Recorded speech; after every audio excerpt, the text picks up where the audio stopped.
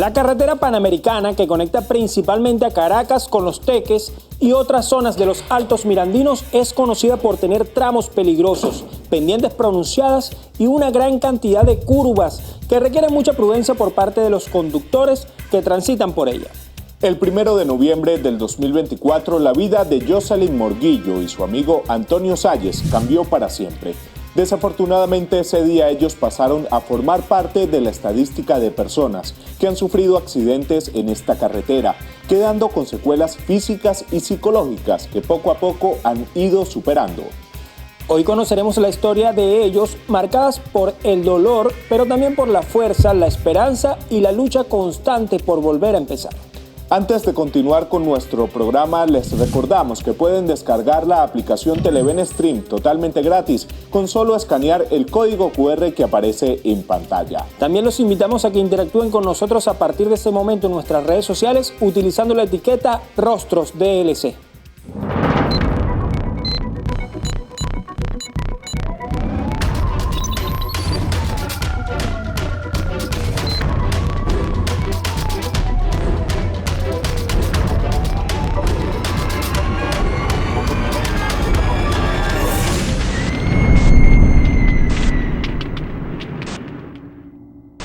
Rostros del Crimen está apegado a hechos estrictamente reales. No hay recreaciones ni dramatizaciones. Sus protagonistas hablan desde el rigor del suceso. Jocelyn Morguillo y Antonio Salles iniciaron su amistad cuando eran menores de edad. A pesar de que Antonio estuvo fuera del país por un tiempo, esto no fue impedimento para que al regresar continuaran con la relación afectiva que siempre han tenido. El 1 de noviembre del 2024, entre las conversaciones que tuvieron, ella le pidió a su amigo el favor de que la llevara en su moto hasta San Antonio de los Altos para realizar un trabajo de decoración, actividad a la que ella se dedica. Cuando él regresó, yo tenía como una semana hablando con él y justamente le dije para vernos, que me acompañara a hacer un evento en San Antonio y ahí fue que pasó todo. Ella pues tiene su empresa de festejo y esas cosas, pues fuimos más que todo para hacer unos globos, unas cosas así para el tema del trabajo que ella hace, ¿no? Entonces pues empecé a tener visión como que estaba como que nublándose el clima. Yo le digo, mira, puede ser que haya a llover. Era aproximadamente como las 6 de la tarde. Era las 6 de la tarde. Habíamos llegado a las 4 al lugar. 4:30 más o menos, y terminamos como a las 6:30.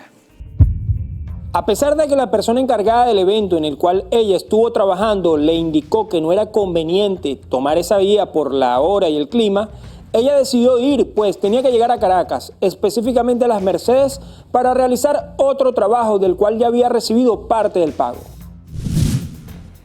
La chica nos insistió muchísimo y obviamente como yo era cabeza dura, le dije al muchacho, no, vámonos. Y bueno, obviamente él para complacerme a mí, agarró y me dijo, bueno, vámonos poquito a poco en la moto. Era más o menos como las 7 de la noche. Nosotros nos fuimos en la moto, pero yo no me acuerdo absolutamente más nada.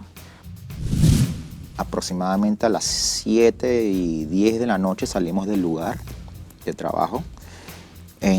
Ya había escampado, porque tampoco es que llovía constantemente, fuerte, pero sí llovizna pues. Entonces, bueno, aprovechamos, fui con ella en la moto, ni siquiera estaba acelerando, salimos de Los Teques, agarramos ya la vía panamericana. Pues en esa vía, pues obviamente al estar medio mojado, pues yo dije, y estando en bajada, no hace falta ni tampoco pues acelerar, porque estamos en bajada, no tiene sentido.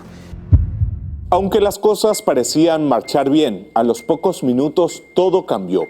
Él logró visualizar una curva y en ella un gran charco de agua mezclado con combustible que se expandía por ambos canales, dejándolo sin alternativa para poder esquivar esta peligrosa combinación.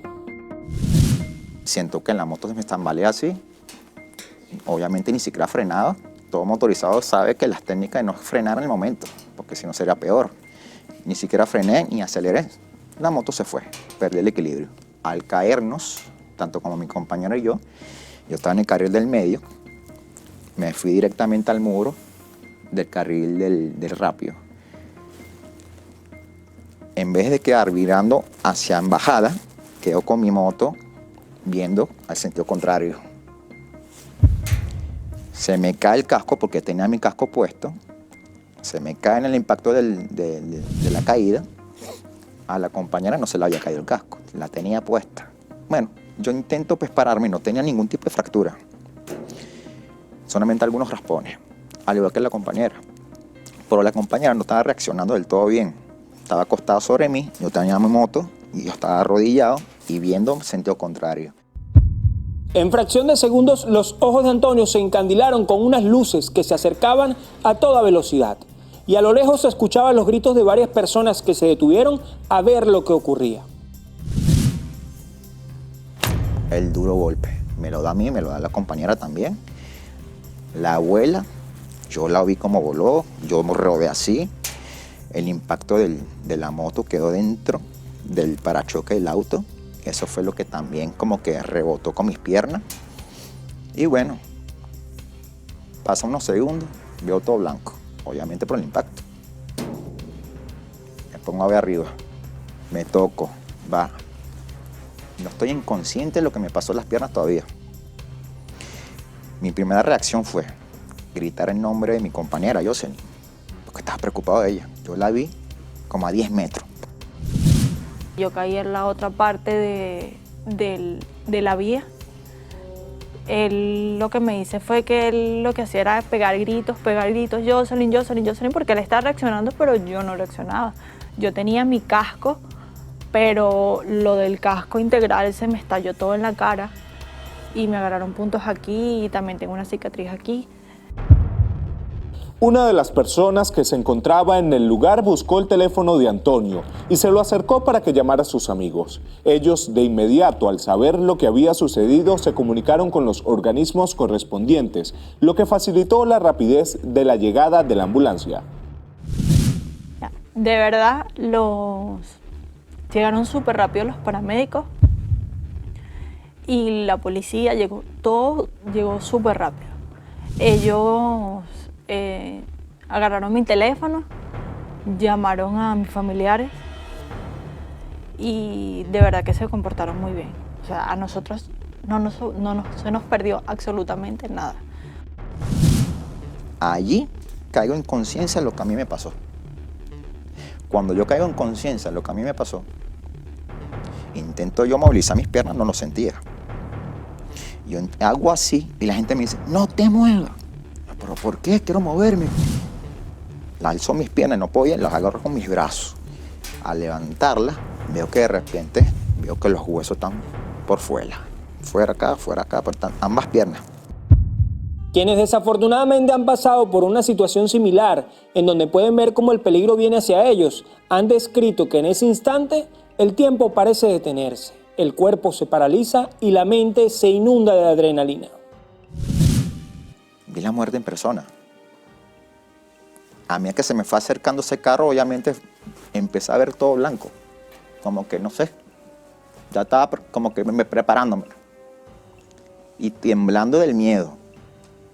Como que tú estás en el mar y de repente sabes que tienes un tiburón debajo de tus piernas que va a abrir su gigantesca boca y te va a comer. Es algo así parecido.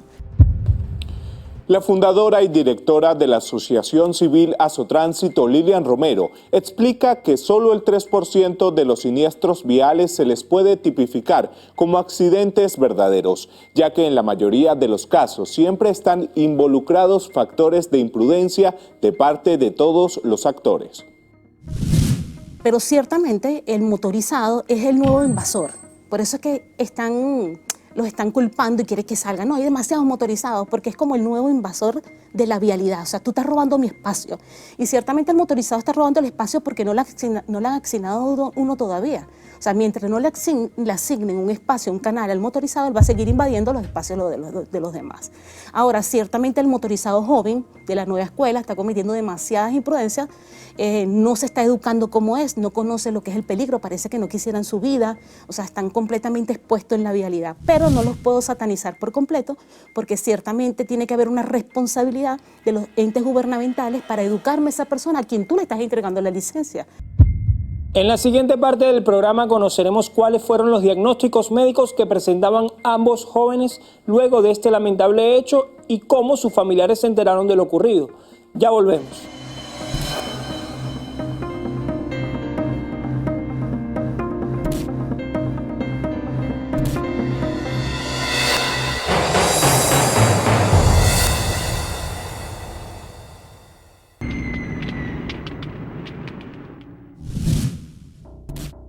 Continuamos conociendo la historia de Jocelyn Morguillo y Antonio Salles y todo lo que ocurrió la noche que marcó la vida de estos dos jóvenes sobrevivientes de ese accidente. El estado de salud que presentaba Jocelyn para el momento era muy delicado, por lo que ambos fueron trasladados al Hospital Victorino Santaella, ubicado en Los Teques, estado Miranda. Ahí mismo llamaron a mis familiares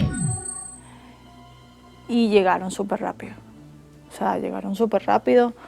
Llegó una amiga que quiero muchísimo, que es como mi hermana también, y me apoyó bastante a mis familiares. A la semana me operaron. Me tenían que operar de inmediato, pero bueno, ellos se movieron muchísimo para poder recaudar los fondos. Y nada, me operaron a la semana de la columna. Llegamos al hospital y ahí empezaron a chequearnos la cosa. Me fueron pues quitándome la chaqueta que tenía puesta, el pantalón me lo rompieron, el zapato lo botaron, obviamente porque está todo roto. Tenía esos huesos por fuera. Y veo de repente que me acomodan ese hueso sin anestesia. Me lo ajustaron, creo que me lo cosieron también, pero obviamente no estaba operada hasta que me tocara. Jocelyn estuvo recluida durante semanas en el hospital mientras mejoraba su cuadro de salud. Sufrió lesiones por el asfalto, fue suturada a nivel de la nariz debido a una herida y soportó un paro respiratorio durante la operación, lo que la llevó a permanecer 5 días en terapia intensiva. El diagnóstico fue que la columna se me había reventado en dos en la parte torácica, que tenían que ponerme 8 clavos y un titanio. Obviamente cuando la columna se te fractura, la médula está dentro de la columna y al fracturarse la columna sale perjudicada la médula, y la médula es lo que nos permite a nosotros movernos. Cuando el médico ve las placas, me acuerdo clarito que me dice, mira, esto lo vamos a tratar de solucionar con una operación, por lo que se ve por encima de la placa. Pero después que nosotros operemos, tenemos que operar la emergencia. Me dio el número a mí de teléfono de una casa que vende todos los instrumentos que a ella le colocaron. Me dijeron, mira, esto no puede esperar más de 2 semanas. Porque si esperamos más de 2 semanas, a ella se le puede la herida como contraer y puede ser más peligroso para ella y su vida. El proceso del hospital fue un poco fuerte, pues.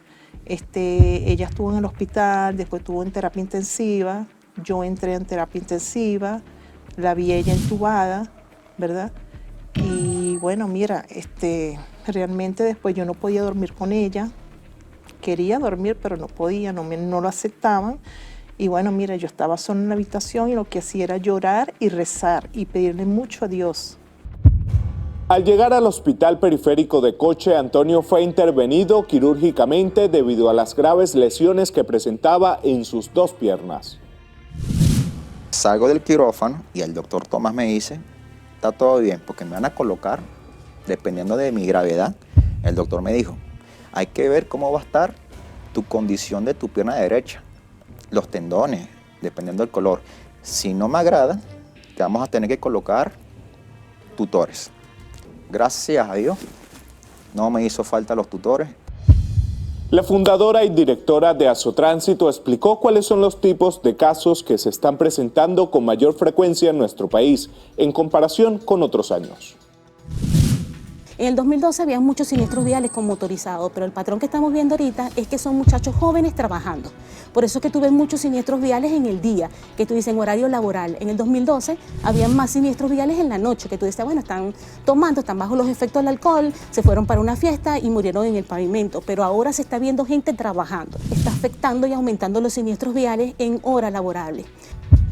En la próxima parte de nuestro programa conoceremos cómo fue el proceso de recuperación de ambos jóvenes sobrevivientes en ese trágico accidente. Ya regresamos.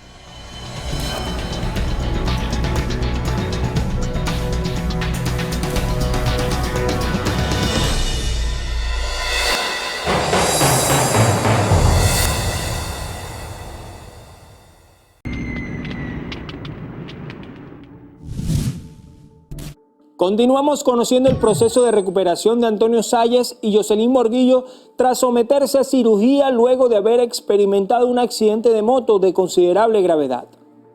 Antonio relató que la intervención en ambas piernas, debido a las fracturas que sufrió, fue relativamente rápida, permitiéndole recibir el alta médica en un corto periodo. A los 2 días ya salgo, me dan de alta, me voy para mi casa. Llego a mi casa y ya empiezo ya a hacer mis correspondientes terapias, mi ejercicio, mi descanso como tal. Empezar pues a caminar, miento, a alimentarme progresivamente bien porque perdí demasiada sangre. Gracias a Dios hubo personas en el momento cuando yo estaba en el hospital, me han colaborado, me han traído demasiados insumos, personas cercanas, familiares, la misma gente donde yo pertenezco a la Asociación de Mototurismo y otras organizaciones de motos también, me estuvieron ahí presentes conmigo. Tengo un compañero que es Orlando y él es fisioterapeuta y también ha tenido una paciencia increíble. Él iba 2 veces a la semana a la casa, va para la casa a hacerle las terapias. Actualmente va una vez a la semana porque por supuesto ha mejorado y requiere menos frecuencia la visita. Por su parte, el proceso de recuperación de Jocelyn resultó más dificultoso debido a una fractura en la columna vertebral que durante su corrección lesionó la médula espinal. Posteriormente permaneció varios días en la unidad de cuidados intensivos, afrontando una etapa particularmente delicada. Cuando llego a la casa es que asimilo todo. Obviamente siempre tuve la esperanza y siempre dije, no, bueno, hay métodos, hay cosas, yo volver a caminar, no estaba tan, ¿sabes? No me hundí tanto. Pero me acuerdo que fui a un médico distinto al que me operó y me dijo así crudamente, mira mi niña, yo creo que tú no vas a volver a caminar más nunca. O sea, eso fue horrible. Horrible, o sea, yo me puse a llorar y yo le pido a Dios perdón todos los días por eso. Yo le dije a mi mamá, mamá, si no volver a caminar, yo me quiero morir. Tras recibir esa noticia tan impactante, Jocelyn optó por consultar a varios especialistas. La mayoría de ellos le explicó que la recuperación y el pronóstico dependen en gran medida del estado físico y de la gravedad de las lesiones en cada individuo. Eso es lo que me ha tenido como que con esperanzas y fe, que sé que es un proceso, porque esto no es de la noche a la mañana, pero también sé que lo voy a lograr. Y mientras no lo logro, bueno, disfrutaré mi proceso y le sacaré todo el provecho para ayudar a las personas y para ayudarme a mí misma, conocerme a mí misma, que creo que es lo más importante. Yo siempre le he dicho a ella, vamos a mantener la fe, Dios ha sido bueno contigo, Dios ha sido bueno con Tony. Y bueno, así estamos, en fe. Yo creo que ya he logrado bastante en ella, con la fe, la veo más motivada, la veo feliz, ya está iniciando nuevamente su vida. Aunque cada uno atravesaba su propio camino lleno de desafíos médicos, cirugías y etapas de recuperación, ambos permanecieron atentos y preocupados por la salud del otro. Yo me fui integrando la condición de ella, ya pues obviamente estando en el mismo hospital al principio donde estaba ella. Ya a cada rato yo preguntaba por ella. Su mamá venía y su papá también venía y me veían a mí, me visitaban. Yo les preguntaba, antes de que ellos me preguntaban cómo estoy yo les pregunto, ¿cómo está su hija? Quiero saber cómo está su hija. Dígame la verdad o no me oculten nada porque yo lo voy a saber. Yo estaba angustiado. llorando por saber de ella, por su salud. Yo en sí soy muy sentimental. Y entonces me decían, tranquilo, todo está bien, ella está viva, tan tranquilo. Y ahí me fui calmando poco a poco, entrando en razón, sabiendo que, bueno, realmente ella se va sintiendo mejor, pero cuando ya obviamente yo me fui enterando que ella tuvo una fractura medular de tal grado, y bueno, ahí empecé yo a decir y a rezar, ojalá que no sea tan grave, que pudiera ella pues recuperarse pronto. Yo cuando reaccioné como tal, después de terapia intensiva, a mí me dijeron que se lo habían llevado a otro hospital. Me comuniqué con él y él lo que hacía era llorar y me pedía disculpas. Que él se sentía culpable, que porque él me había dicho que sí, tuvimos ese accidente. Y yo, bueno, mira, las cosas pasan por algo. Está caminando en andadera y me siento súper orgullosa de él. La directora de Azotránsito, Lilian Romero, destacó que los motorizados carecen de vías específicamente diseñadas para su tránsito seguro. Esta situación pone en riesgo a los conductores de este tipo de vehículos, ya que el error humano es una constante inevitable. El gran problema es que si tú tienes un siniestro vial, por lo menos en la Panamericana, las defensas no están pensadas en los motorizados. Si se caen, no se le hace un mantenimiento preventivo al asfalto, no hay buena iluminación. Entonces le dices al motorizado, tienes que estar detrás del encaba, del transporte público, pero el transporte público tampoco le haces inspección y entonces está botando un humo contaminante que tú te tienes que tragar por completo.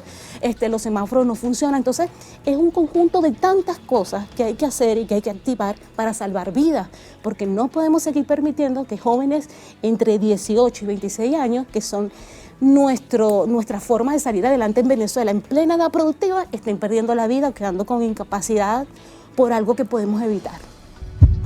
Los dos sobrevivientes también compartieron detalles acerca de su proceso de recuperación y cómo continúan enfrentando esta difícil situación. Estoy haciendo terapia, ya tengo aproximadamente, sí, unos 4 meses, porque yo fui, cuando ya me dieron de alta, ya por ahí al pasar las 2 semanas o 3 semanas, ya medio poco a poco fui empezando a darle terapia a ambas piernas. Llega el doctor Tomás, me visita a la casa, yo me acuerdo, levántate. ¿Cómo me va a levantar? Levántate, ten fe, vamos a intentarlo con una sola pierna. Obviamente me dolía, no estaba preparado, pero me levanté. No aguanté ni 2 segundos, me levanté. Bueno, llega el momento de hacerme las placas, me chequean las placas y me dice la luz verde, dale con todo, tú puedes caminar. Empezar a darle con todo.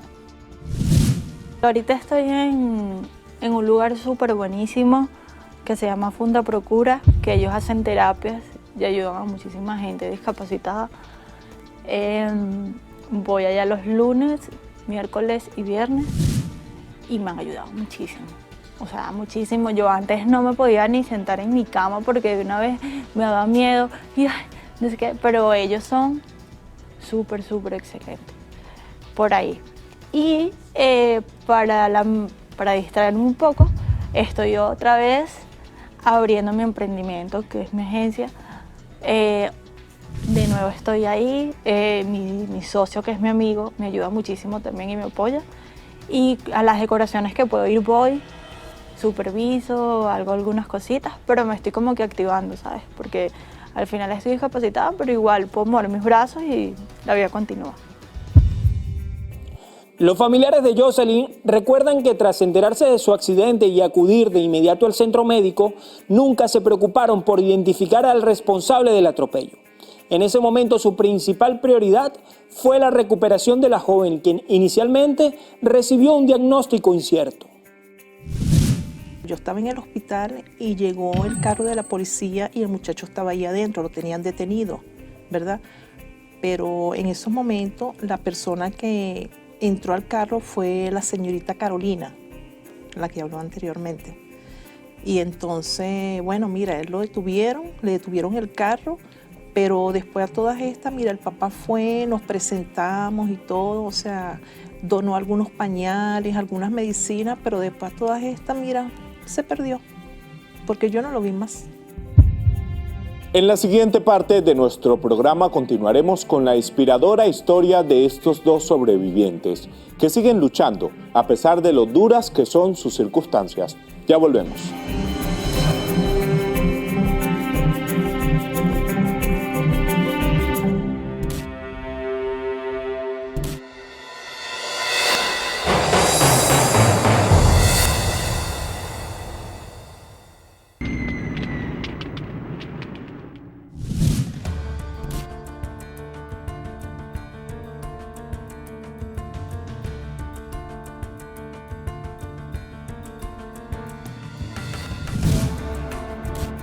La vida de una persona puede cambiar luego de un aparatoso accidente vial. La de Jocelyn y Antonio, nuestros testimonios de esta noche, sin duda alguna dio un importante giro, donde hubo fuertes consecuencias físicas. Sin embargo, su fe se mantiene intacta. Yo de verdad no quiero saber más nada de moto, más nunca. Pero sí quiero que la gente tenga mucha prudencia en la calle. ¿Sabes? Porque no es nada más las motos, es la gente que maneja los carros.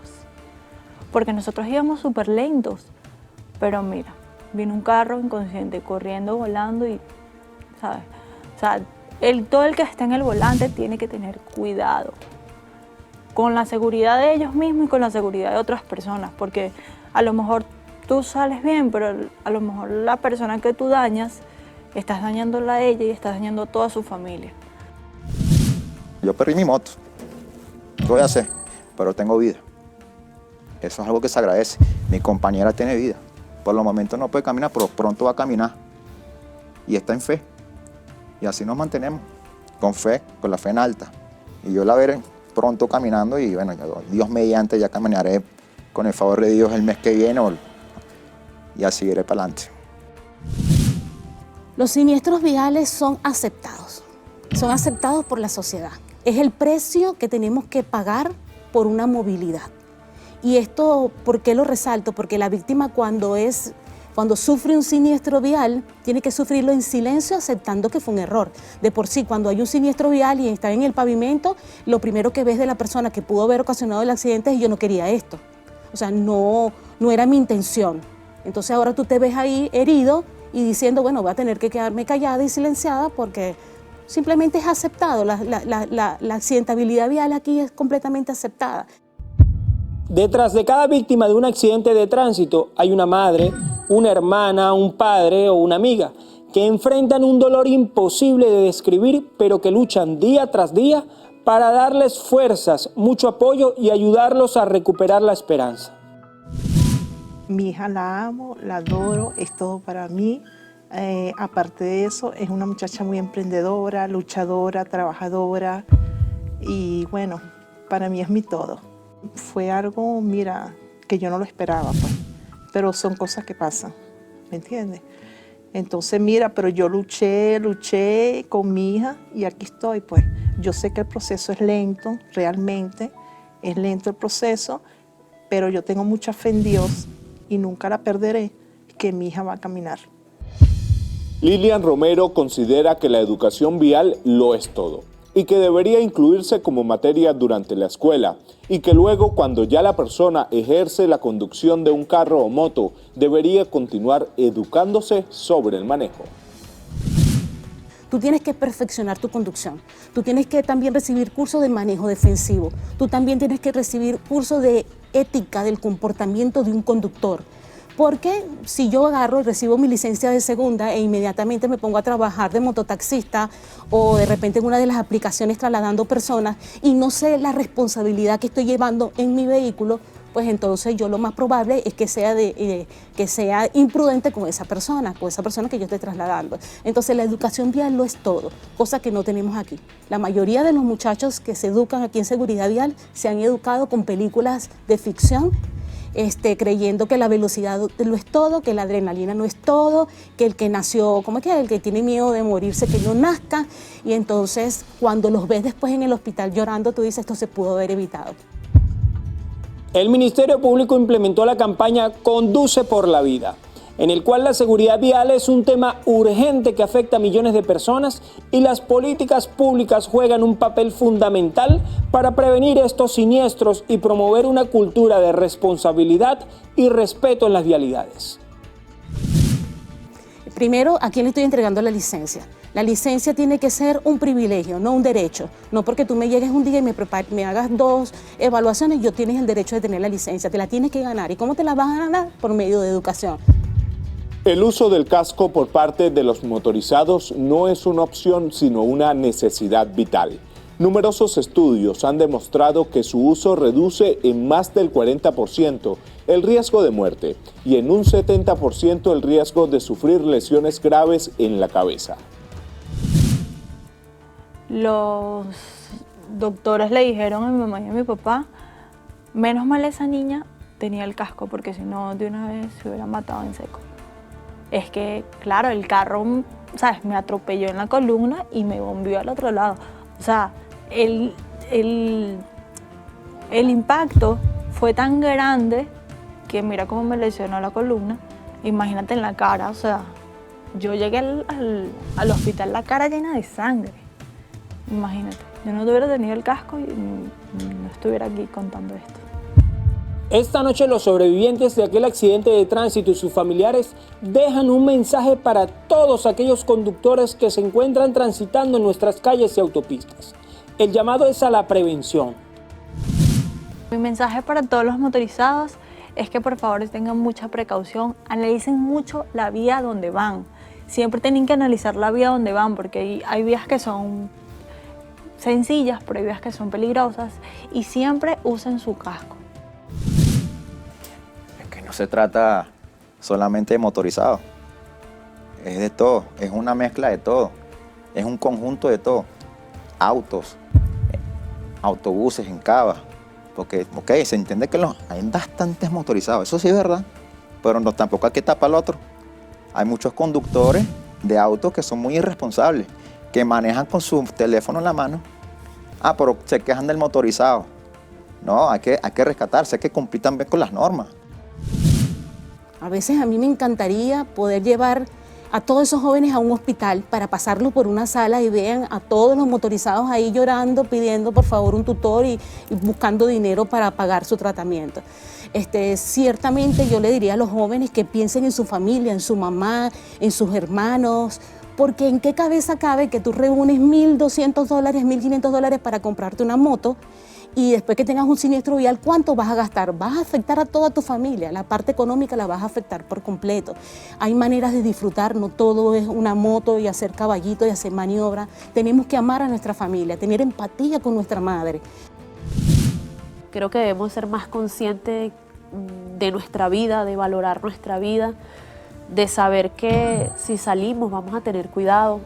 O sea, si estamos apurados, bueno, salimos más temprano, pero no causemos problemas en otros ni nos causemos problemas a nosotros. Seamos más prudentes a la hora de manejar. En la siguiente parte de nuestro programa, mi compañero y abogado Omar Al-Sahabi estará aclarando todas las dudas legales con respecto a los accidentes en las vialidades. Ya volvemos.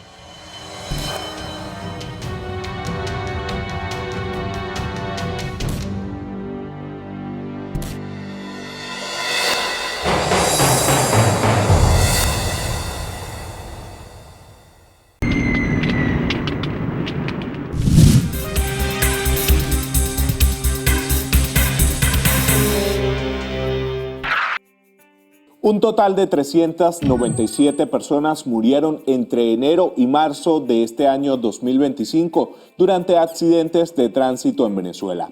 De esta cifra, el 45.8% eran motorizados, esto según el boletín del Observatorio de Seguridad Vial. Para conocer los fundamentos legales sobre este tema, nuestro abogado Omar Al-Sahabi aclarará nuestras interrogantes. Omar, para comenzar queremos saber puntualmente en el caso que trabajamos hoy, donde, escuchamos la historia de un motorizado que se encontró un gasoil en la vía y luego tanto él como su tripulante fueron arrollados por un vehículo. En este caso, ¿quién tiene, responsabilidad legal?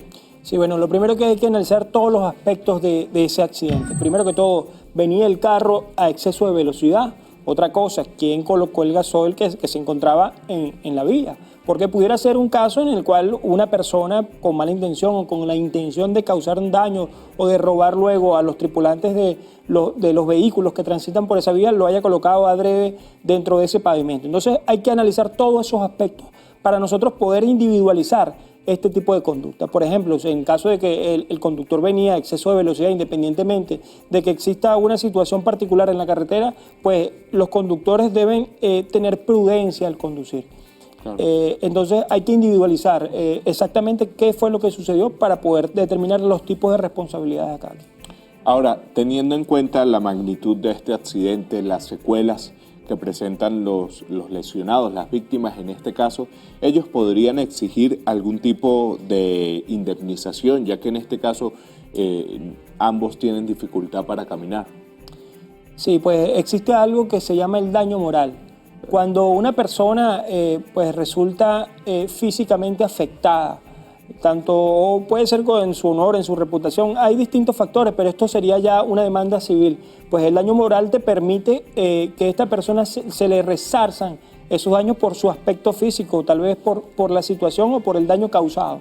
Omar, ¿qué consecuencias legales enfrenta una persona que arrolla a otra en cualquier vía de Caracas o del país? Pues una vez que hay un accidente de tránsito y pues levantan ese accidente de tránsito, las personas que resulten fallecidas o lesionadas obviamente son llevados en este caso a un centro médico, pero la persona que ocasionó el accidente normalmente a esta persona no le ocurre nada, es llevada o es aprehendida.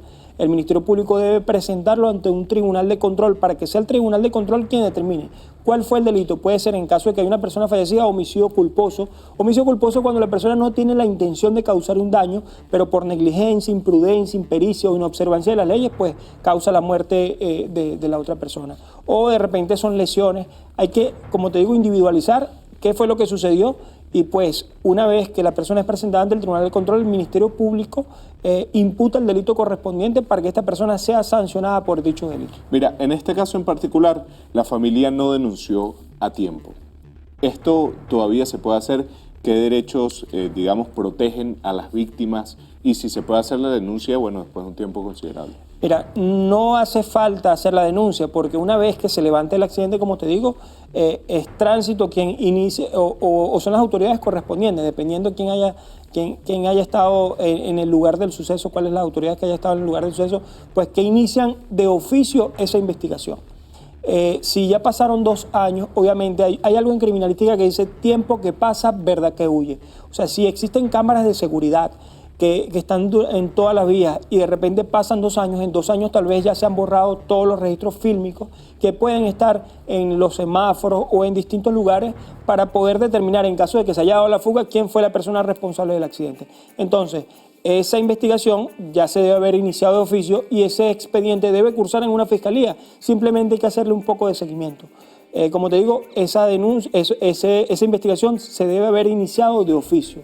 Omar, ahora a continuación voy a leerte un mensaje que llegó a través de nuestras redes sociales @rostrosdlc y dice de la siguiente manera: hace 2 años fui arrollada por un motorizado mientras cruzaba un semáforo.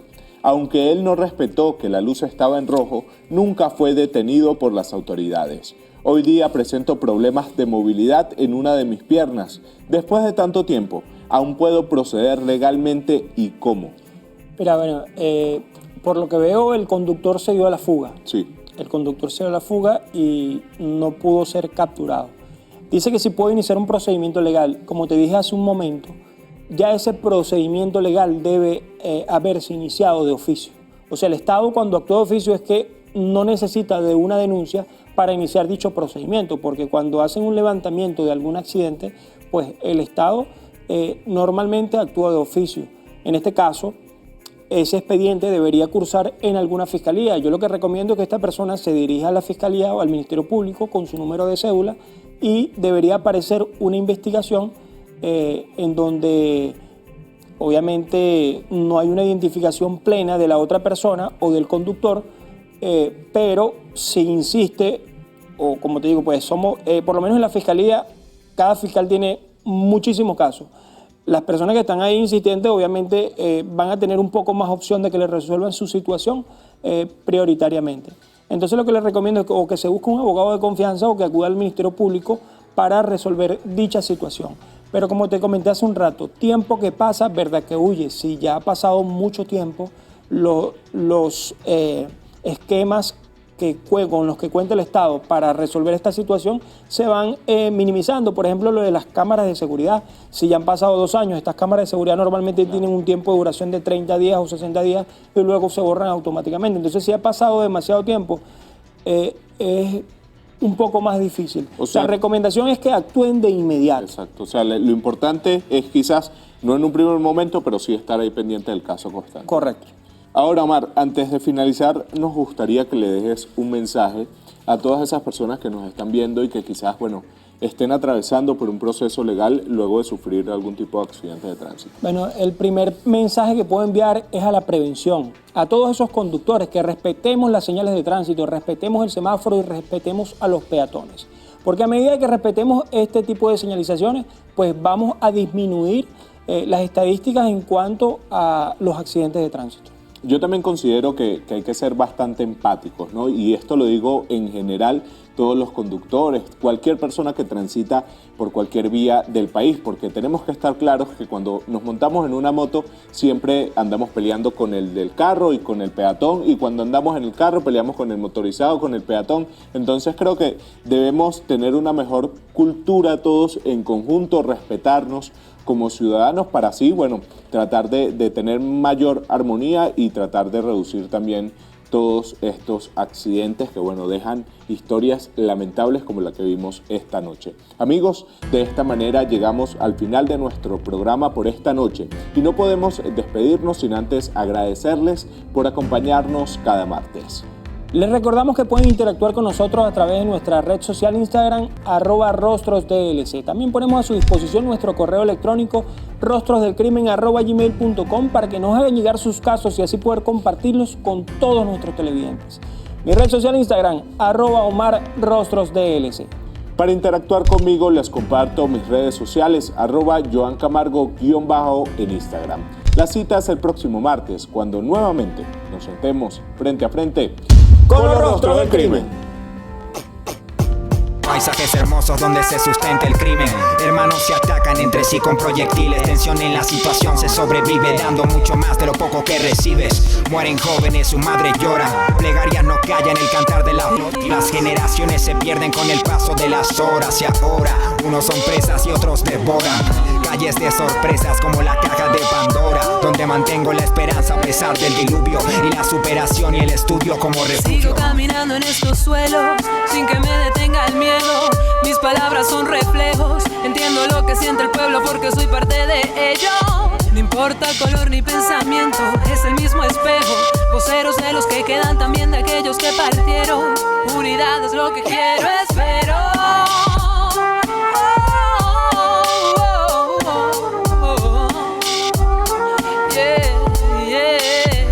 Yeah.